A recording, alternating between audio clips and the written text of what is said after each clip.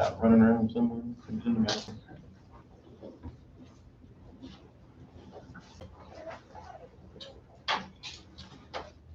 One of the space feels like between Lazarus and the rich man. It's just a great gulf.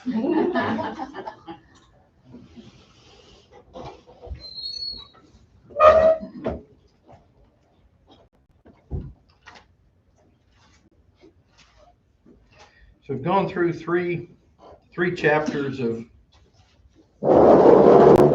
Romans, and what has been the main message so far?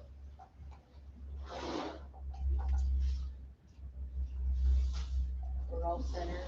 We're all sinners, right? That's basically the message. So, and we've talked before, that seems like an odd start. Paul says, I say Paul when Paul walks in the door. Paul was wanting to visit the Romans and said that he wanted to preach the gospel to them, and then starts out. Part of the gospel is that we're all sinners, and he's spent most of 3 chapters trying to go over that, or trying to reinforce that. So certainly something that we can take away from that.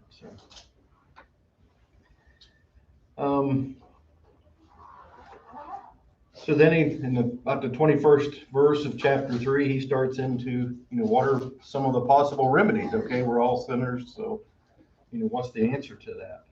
What's the, how do we fix that? So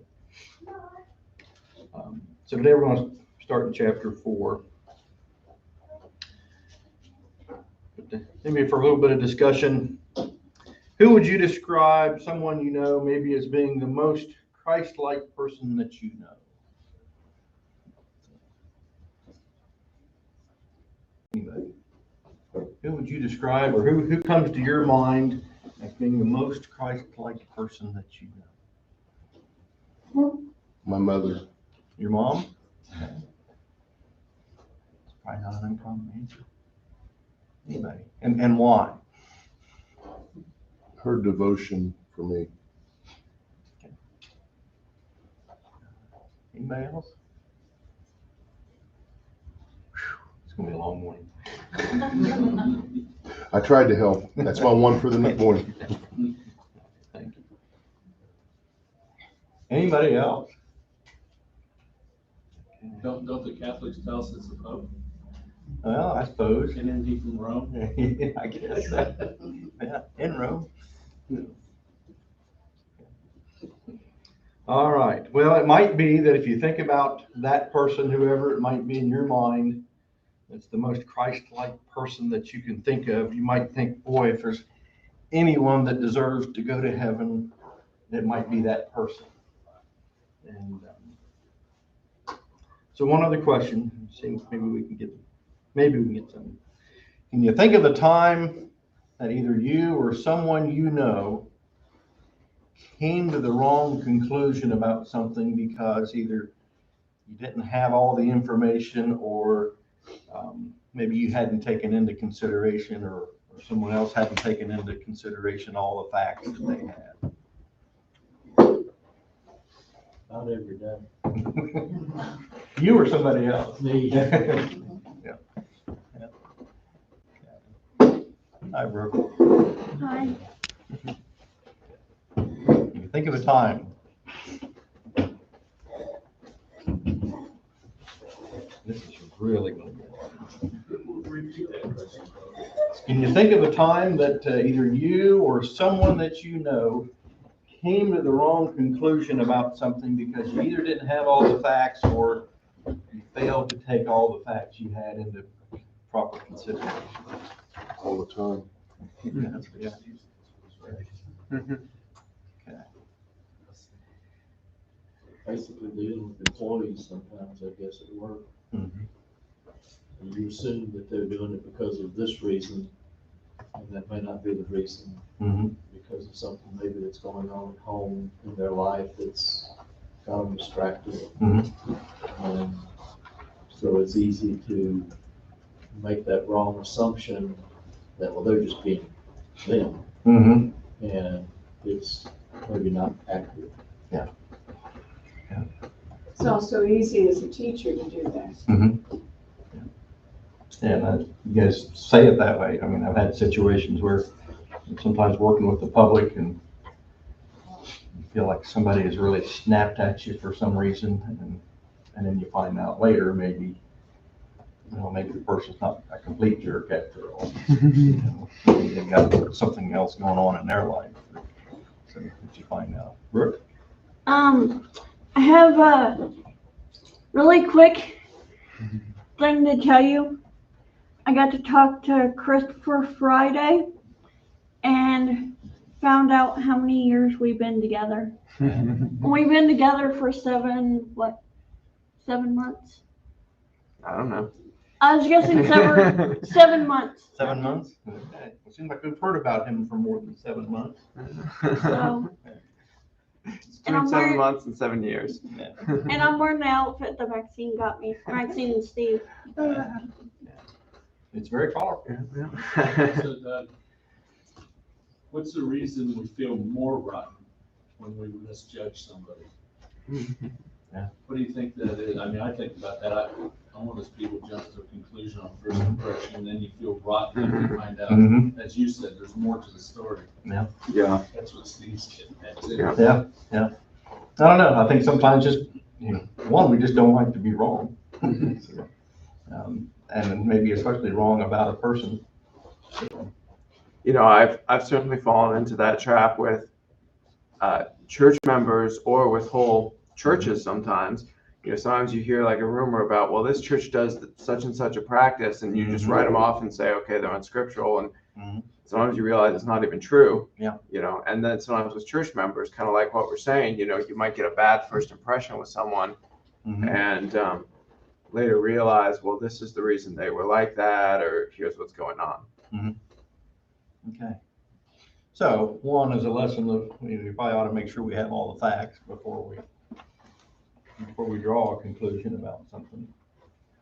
And maybe learn this morning is we really need to make sure we're open to all the facts about something. Mm-hmm. So I asked those 2 questions. One, who comes to mind as the most Christ-like person that you know? And about making sure you come to the proper conclusion about something as we begin chapter 4 in Romans. A little bit lengthy, but somebody be willing to read the first 15 verses. Romans 4, 1 through 15. All right, thank you. 15 verses. Yes. What then shall we say was gained by Abraham, our forefather, according to the flesh? For if Abraham was justified by works, he has something to boast about, but not before God. For what does the scripture say? Abraham believed God, and it was counted to him as righteousness. Now to the one who works, his wages are not. Now to the one who works, his wages are not counted as a gift, but as his due. And to the one who does not work, but believes in him who justifies the ungodly, his faith is counted as righteousness. Just as David also speaks of the blessing of the one who God counts righteousness apart from works. Blessed are those whose lawless deeds are forgiven and whose sins are covered. Blessed is the man against whom the Lord will not count his sin. Is this blessing then only if the circumcised, or also, is this blessing then also for the circumcised, or also for the uncircumcised? For we say that faith was counted to Abraham as righteousness. How then was it counted to him? Was it before or after he had been circumcised? It was not after, but before he was circumcised. He received the sign of circumcision as a seal of the righteousness that he had by faith while he was still uncircumcised. The purpose was to make him the father of all who believe without being circumcised, so that righteousness would be counted to them as well, and to make him the father of the circumcised who are not merely circumcised, but who also walk in the footsteps of the faith that our father Abraham had before he was circumcised. For the promise to Abraham and his offspring that he would be heir of the world did not come through the law, but through the righteousness of faith. For if it is the adherents of the law who are to be the heirs, faith is null and the promise is void. For the law brings wrath, but where there is no law, there is no transgression. Okay, thank you. And that's kind of a tongue twister.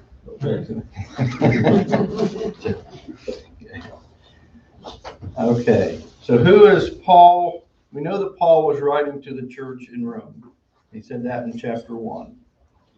Who was he writing to specifically here? Which part of that church? Jewish Christians, The Jewish. How do you know? he's talking about circumcision. He is, yeah. And then even in verse 1, talking to our father Abraham. Okay, so probably talking to specifically to the Jews there. And back at the end of chapter 3, Paul started his whole argument that righteousness comes by faith. Okay, well, he's writing to the Jewish Christians here because they had come, or at least possibly had come to the wrong conclusion about something. And what was that? That righteousness comes by what? The law. The law. And I thought I heard Circumcision. And circumcision. or circumcision, yeah. So I'd say those two things together, okay? Yeah. So that was maybe their idea of how a person is to be righteous.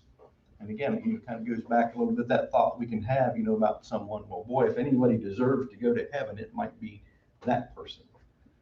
And the Jews were looking, they would look at Abraham and say, well, Abraham, he would deserve it because, he was probably kept the law as much as anybody or whatever. Okay.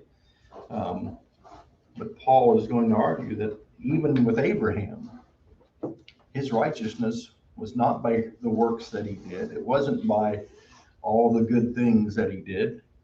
It was because of his faith. Look at Genesis chapter 15. I wasn't going to do that.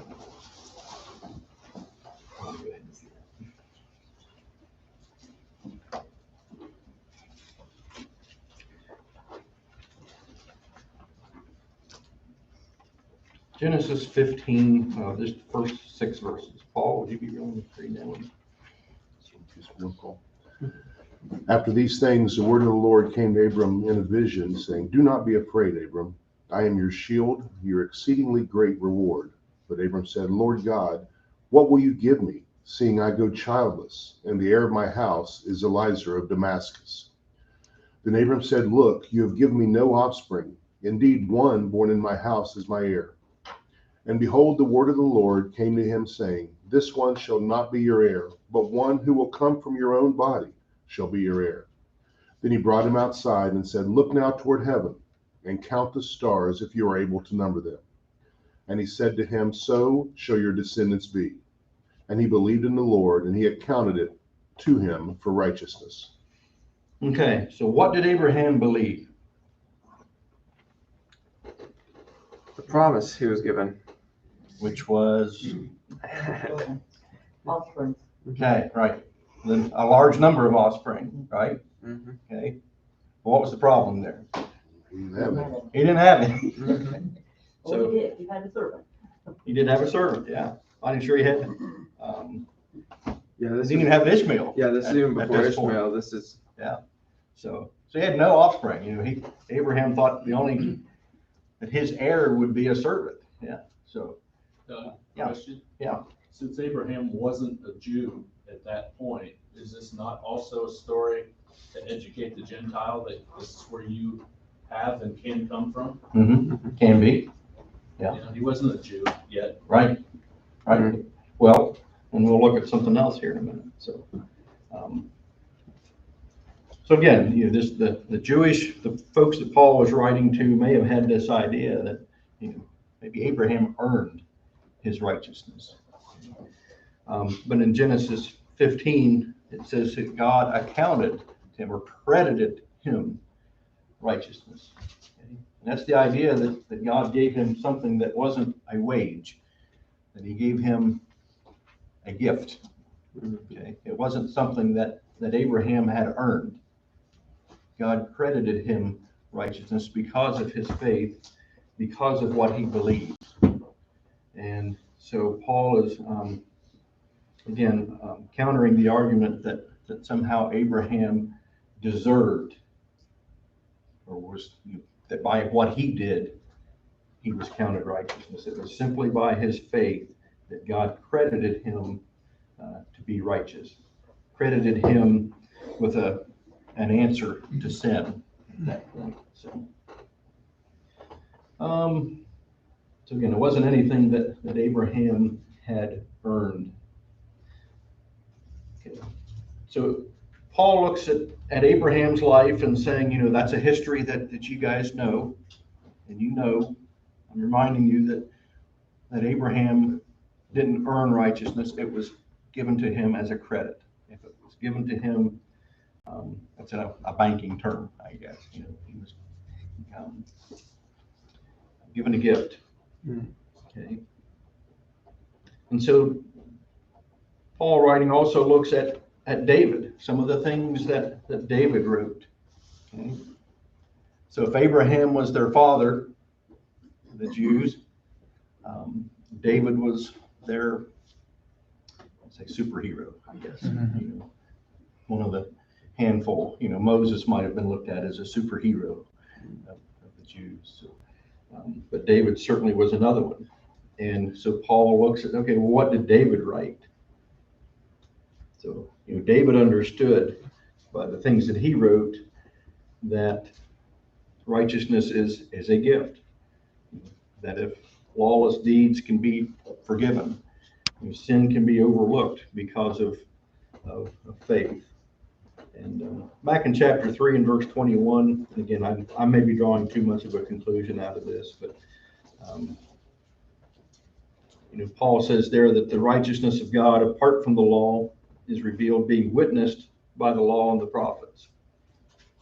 And as I understand, the Jews looked at what we would call the Old Testament in maybe two parts. The first 5 books of the Old Testament was the law. Everything else was the prophets. So there are 2 witnesses, and that was what it would take to establish a matter. Okay.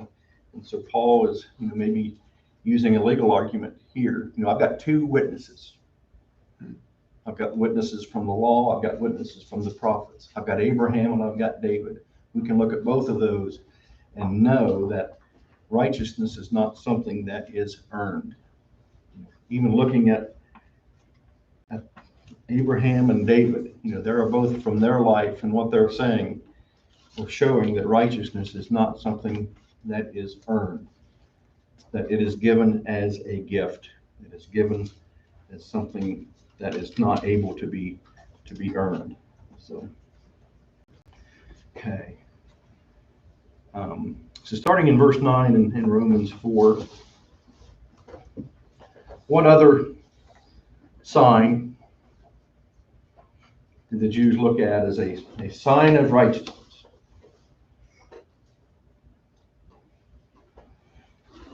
Circumcision. Circumcision, okay? He writes it over and over. It gets hard to say, doesn't it, Brad? Over and over. Okay. So the idea that circumcision is maybe a sign of righteousness, but in and of itself, it's nothing. Okay. And so what is Paul's argument there that it's not anything?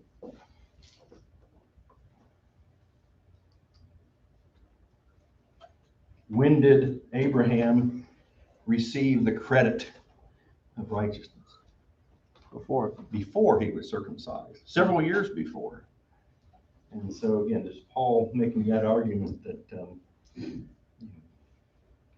to the Jews that he's writing to, Abraham was credited with righteousness before he was circumcised. So that physical sign, that outward sign, in and of itself, is nothing. Okay? And we looked a couple weeks ago about talked about the circumcision of the heart. That was what was That's what really mattered. So the Jews were kind of jealous of Abraham. He was their father. He's the one that they looked to, and they felt that they had a special relationship simply because Abraham was their father. Abraham was their ancestor. And Paul is kind of shooting that argument down. He's saying that Abraham is not the father just of the Jews physically. Who is he the father of? The believing Gentile. Okay. Father of those because of faith, right? Versus just a physical lineage. Well, and Doug, it's kind of understandable where they're coming from, because circumcision, really it was a sign of the covenant that the people had with God. Yeah. And of course now they're under a new covenant, but for them, I mean, this was something that was so important. I mean, if you had a male child, you didn't skip this. I mean, this was the big thing. Right. So, you can imagine how difficult it would be for them to say, wait a minute, now in this covenant, it doesn't matter. Sure. Sure. I think sometimes we can get hard on these people we're reading about and saying, come on, why don't they understand this? But for so many years, this was the sign of the covenant. Right. Well, it is. It can be easy to be hard on them, but then we have to step back and say, what things do we look, and do we miss that whole point when we feel like maybe there are some that deserve to be credited with, or deserve heaven more than others, or I've got to do this and I've got to do that, and is my salvation in jeopardy if I don't do these things this week?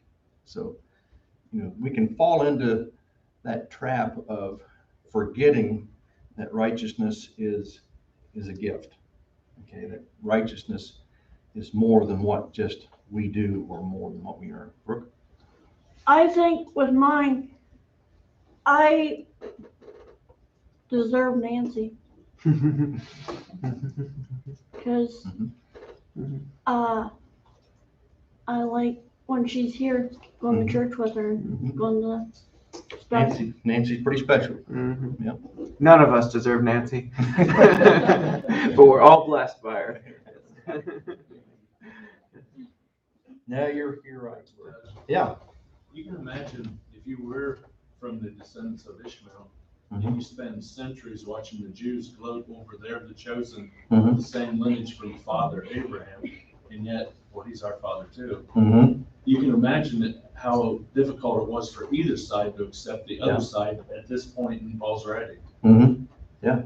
I don't want part of the circumcised people, and the circumcisers say, I don't want part of those uncircumcised, and yet they're cousins. Right. They're all cousins. Right. It can be brothers. I mean, even, yeah. So,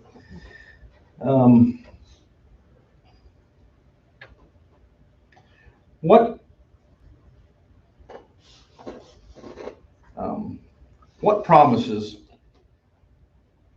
was given to Abraham? Were given to Abraham. Okay. All right. Just to remind. Let's go back to Genesis 12. Just as a reminder.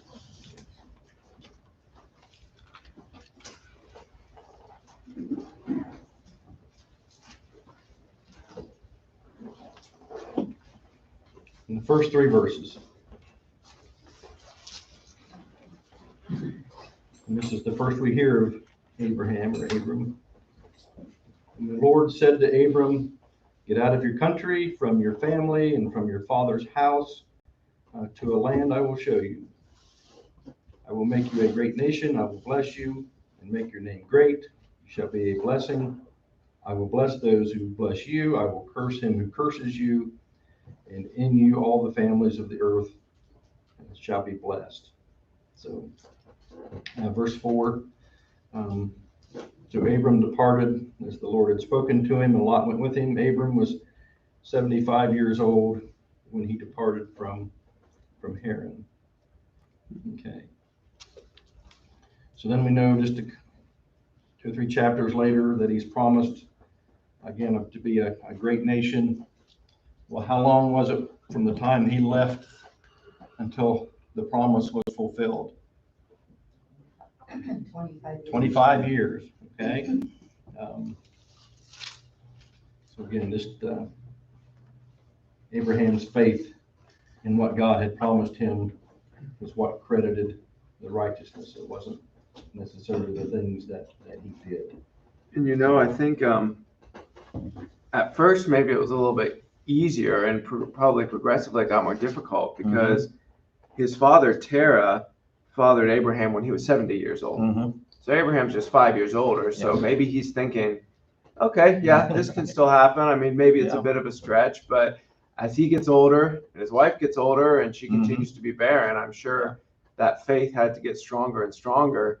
And I don't know, maybe there's just a good lesson in that. And sometimes maybe we expect a new Christian to automatically have, the greatest amount of faith. And maybe sometimes, we start out small and it builds as we grow. Right. Good point. All right, well, let's move on in Romans chapter 4.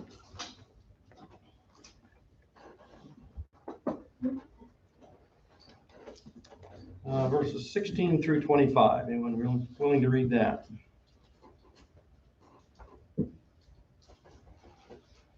I can try. We'll see if we can find a shorter one, okay, bro? Okay. Raise his hand. Yeah. Thank you, bro. Therefore, the promise comes by faith, so that it may be by grace, and may be guaranteed to all Abraham's offspring, not only to those who are of the law, but also to those who have the faith of Abraham. He is the father of us all. As it is written, I have made you a father of many nations. He is our Father in the sight of God, in whom we believe, the God who gives life to the dead and calls into being things that were not. Against all hope, Abraham in hope believed, and so became the father of many nations, just as it had been said to him, so shall your offspring be. Without weakening in his faith, he faced the fact that his body was as good as dead, since he was about 100 years old, and that Sarah's womb was also dead. Yet he did not waver through unbelief regarding the promise of God, but was strengthened in his faith and gave glory to God, being fully persuaded that God had power to do what he had promised. This is why it was credited to him as righteousness. The words "it was credited to him" were written not for him alone, but also for us, to whom God will credit righteousness. For us who believe in him, who raised Jesus our Lord from the dead, and he is delivered over to death for our sins, and was raised to life for our justification. Okay. So again, as we've talked over and over, God's promise to Abraham was kept because not of Abraham's deed, but because of his what? His faith. Okay. And so as we read there, it says that God gives life to the dead and calls things into being what does not yet exist. What would that mean for Abraham?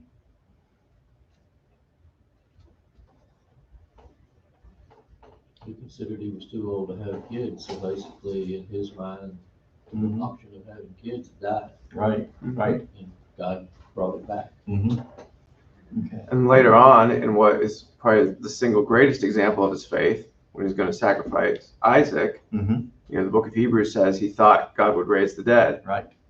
So maybe there's kind of a reference to that as well. I do. I think both things there. So he waited and he waited and he waited for the promised son, the promised. So he had to wait and wait and wait. And yet it says his faith did not waver. Okay. And so again, that's something I think, how patient are we sometimes? We're waiting 25 years for something. Sometimes you read stories of folks that have been wrongfully imprisoned. May have been in prison for 25 or 30 years before they're exonerated in some way. And it's just, some of them will say, I never gave up. How can a person do that? How can a person keep that hope? But that's what Abraham was credited with, was that faith, that patience, believing that God could do something simply because he had promised that he would. And I think, again, that's a lesson for us. How patient are we? How long are we willing to wait on something before we? Now, was Abraham totally patient? Maybe. He kind of tried to take some things into his own hand, didn't he? So, but he still had that belief. He still had that faith. We get impatient, we get a drive-through.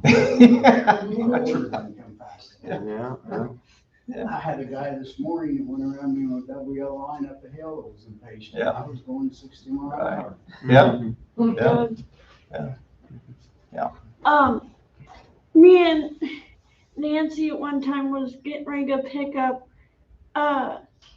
Rosemary, and that speedway, as soon as you go up towards her way, Mm-hmm. we're sitting there, and this person's like waiting there, and then we go pick her up and go up past CVS. She's like, should I go past CVS? Mm-hmm. And then the other person pulls out in front of us. It's like, Mm-hmm. and then people take forever. I don't think she has enough patience. We'll make sure she That's- sees it. That's grandma. Yeah. But that's the point, is sometimes we can't wait 25, we can barely wait 25 seconds Like sometimes. can't she don't like it when people take forever. Yeah, Like- yeah. They sit there on their phones or. Yeah, well, Sometimes none we of us do. probably like that. Yeah.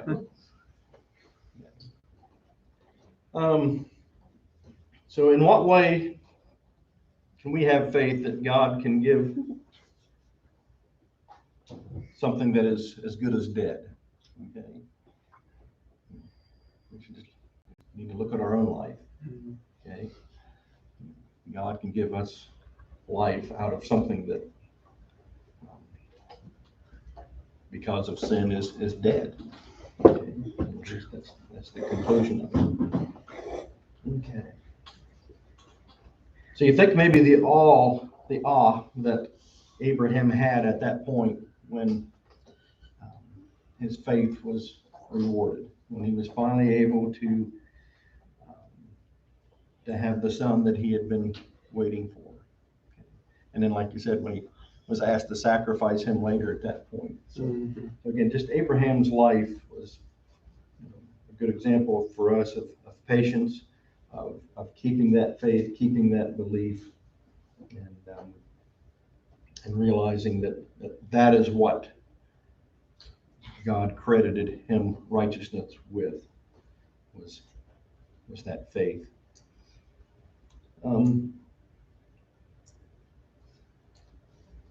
So again, think of the awe that Abraham would have had, because something that appeared out of something that was dead, so to speak, out of his body, out of Sarah's body. And so just think of, do we have that awe of our own salvation at times? Do we think of, the life that I can have is something that was from the dead? I mean, our life was dead at one point. And so do we ever think about that? Do we have that wonder at our own salvation at times? I would have to confess that I don't, that I haven't. You just don't think that way, I guess. So. Yeah, Doug, we always talk about the generation ahead of us being tougher, Mhm. because we see what they accomplished. Mhm. And when you reach 20, coming off of 19, when he knew he was dead, Mhm. he was almost 100. Yeah. And he knew that Sarah's womb was dead. Mhm. And then he says, but he did not waver. Yeah. And I'm thinking that was a tough man. Yes. I'm not that tough. Right. Even though we've got all the promises, we're Mhm. not Abraham. Yeah. He had a uniqueness. Mhm. Yeah. Right.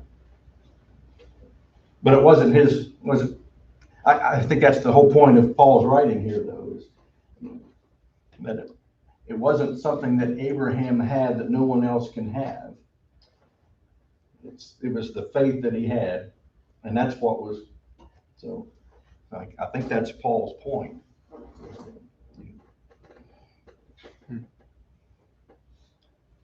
And I did like verse 23, okay, that it was not, those things weren't written just to highlight Abraham. They were written, for our benefit.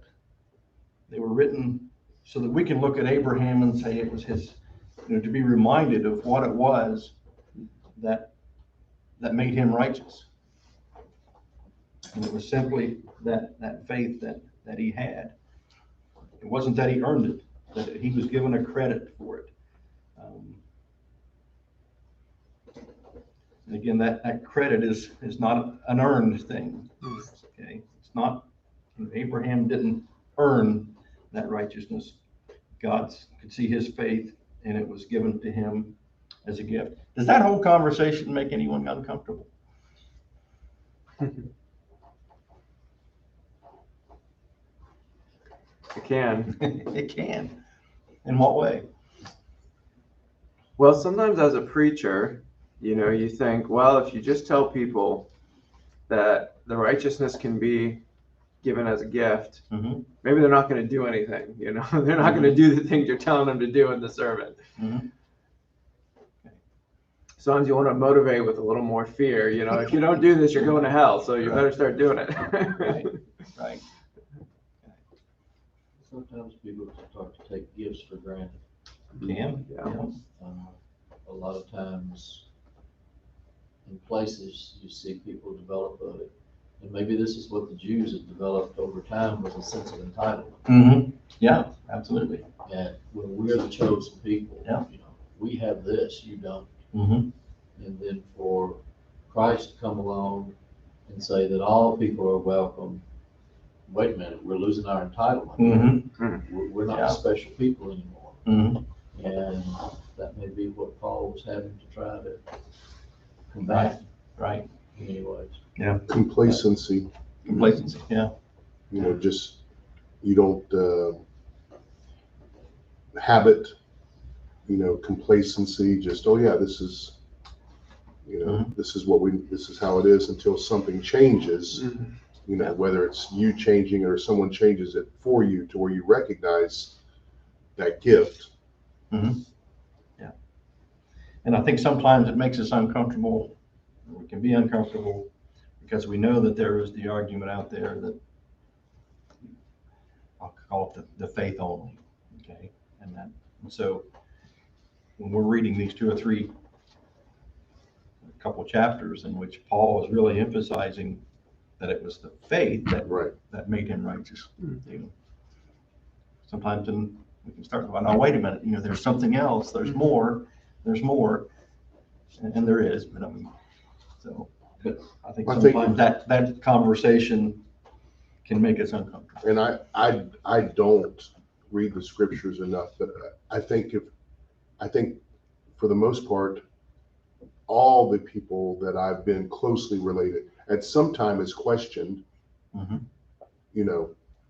realize what a small number we are compared to it, and we're I don't want to say that's getting it right. That doesn't sound correct, but you understand what I'm saying. What I'm meaning is,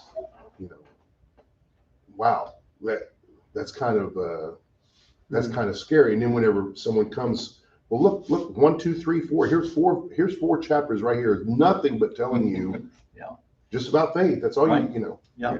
Here's your gift right here. Yeah. And the gift came by faith. Yeah. Yeah. It makes you think. But I will say, even though this was before circumcision, was before he sacrificed Isaac, the faith was counted to him as righteousness after he already believed God enough to obey him and go. Yeah. So God said, hey, you go to the place I'm telling you to go. And he gets up and goes. He gets up and goes. Right.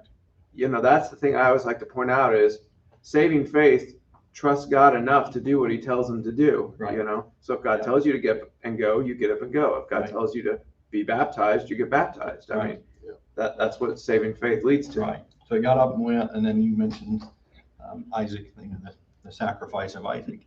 Yeah. He went. So he got. I had a question about that. I didn't get baptized because of Jesus. I just wanted to get baptized because I hope it was because of Jesus. Jesus Yeah. Mm-hmm. Christ died for us. Mm-hmm. And I We Like- talked about Jesus a lot before you got baptized, so I think. Nancy thought it was like a nightgown. I didn't know until I put both my feet in one hole and blood. I won't forget that part. Yeah. I don't think Ben will forget. So, and the last point here, and is that for Abraham, faith dealt with reality. Faith was dealing with something real in his life, and sometimes we have to think about what faith is. Faith is believing that God can deal with things in reality in our life. And sometimes I think we think of faith as something that's out here. But faith for Abraham was believing that God can deal with things in real life for him. And so I think we just have to consider what is faith. Do we have faith that God can change things in real life for us? So doesn't mean that he will, doesn't mean that that's his plan, but what does faith mean for us? Do we have a belief that God can work real things in our life? We also know that the Old Testament was given as a shadow of things. Mm-hmm. Do we deal with faith in real life things? So, all right, I was hoping to get into chapter 5, but I think we'll stop there. So chapter 5 next week.